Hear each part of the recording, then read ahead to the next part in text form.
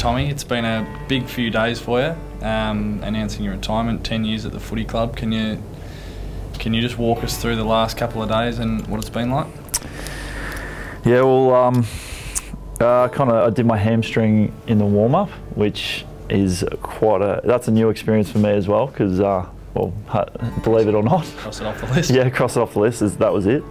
And I kind of just thought to myself that I'd probably had enough of rehab, I'd probably have enough of it all, because all the injuries have kind of just taken its toll slowly over the years, especially the last 3 years. And look, I made the decision pretty quickly. It wasn't something that I hadn't thought about, because obviously the amount of injuries I've had, it was something that was pretty fresh in the mind.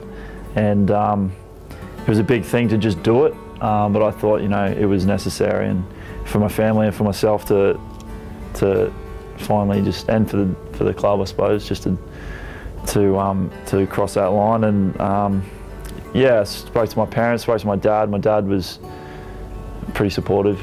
He was he knew probably what I was feeling. So yeah, I called the club on the Monday and come in and told everyone, and told the guys I'm close with at the club, like yourself, the guys I've been with there for 10 years, and the medical staff. Obviously, I'm pretty close to them as well. So I told them. And how was it speaking to the boys the other morning? Yeah, well, when I made the decision, I was really, like, a weight had been lifted off me, and I was really quite happy. And I was sad I wasn't going to be around the club, but I was generally quite happy. I hadn't shown much emotion, and then I didn't expect what would happen. I had come in and addressed the boys, and yeah, cried like a little girl. I just couldn't get anything out. When I looked at everyone and saw the great mates that I've made, and who I won't see as much anymore. I'm not dying, but it kind of felt that way in footy terms. But it was pretty emotional. But yeah, like I said to you before, it's probably a good thing for that to happen, because it kind of conveys how much I'll miss them and how much I'll miss the place. And yeah, so I sent a text out a bit later to say what I actually meant, which was good. But yeah, that part I'll miss is obviously the guys, the everyday tomfoolery that goes on, so to speak, and the friends you make. So yeah, that was difficult. No, I mean, from players, I mean, you know, we've been here a long time, and you've seen guys over the journey get up, and I think it's, you know, as sad as the moment is, it's really powerful and great for especially young guys to see the emotion and what the game means to people. So well done for doing it, because I know it wouldn't be easy. But we've heard a lot about, you know, well documented your injuries and the hard time it's been, but also what are some of your fond memories of this place and of playing footy at the top level? Yeah, well, I think the funny thing about being injured is probably the thing that kind of made football worthwhile was this place, and was the blokes in the club and the good times, because I didn't have many good times on the field, so a lot of my good times were with you guys. So everything from you know, the pranks around the club, and Gilbs was obviously the best. Even Granny was pretty good back in the day. Little things like even the Gilbs, some of the stuff Gilbs would say, like the Gilbisms, and now he'd pass the baton on to Tales, the Talisms.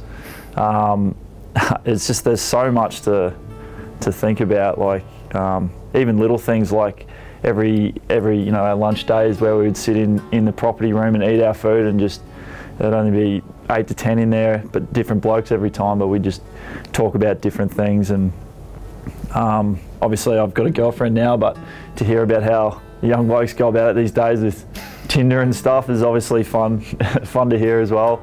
So there's so much that I'm thankful that I was a part of, and I'm going to miss. But yeah, the good times, I don't think unless you're in there you can really explain it in such a short period of time, because it's everything.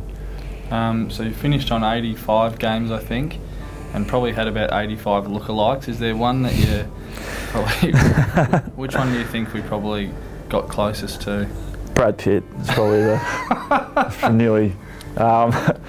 No, well, your kids call me Murray the Wiggle, so without much prompting, so I'd probably call you that. Yeah, no, they think you are. Yeah, no, they think I'm Murray. So yeah. I'd have to say Murray. My least favourite was Bruce Jenner, since now he's a girl. So I don't know what that says about me, but Murray's pretty good. Yeah. I don't mind Murray. He's a billionaire, so if I'm going to look like anyone, well, that's I'm happy with that.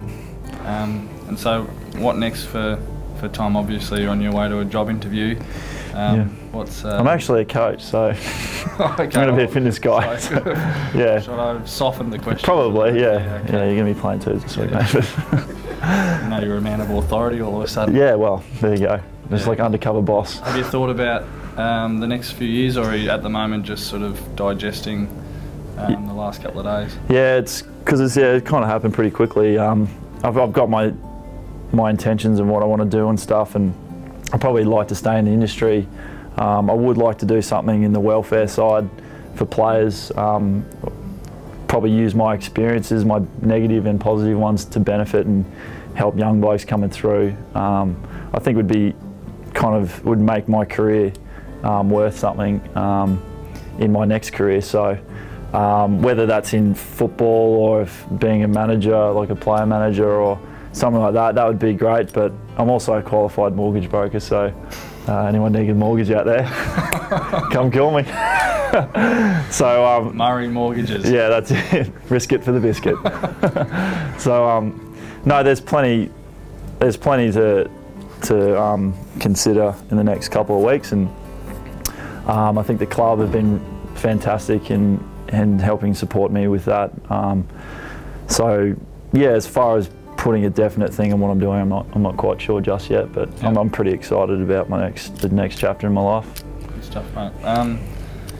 10 years ago, you and I think we might have been a bit drunk at a bar in Las Vegas, and I remember a conversation we had about how excited we both were about playing the next 10 years together, and yeah. I'm sure it probably looked a bit different to how it's ended up, but just want to let you know that I've loved playing with you, and the boys have loved having you around, and well done on a career, and all the best, mate. There I go again. No, thanks. Appreciate that.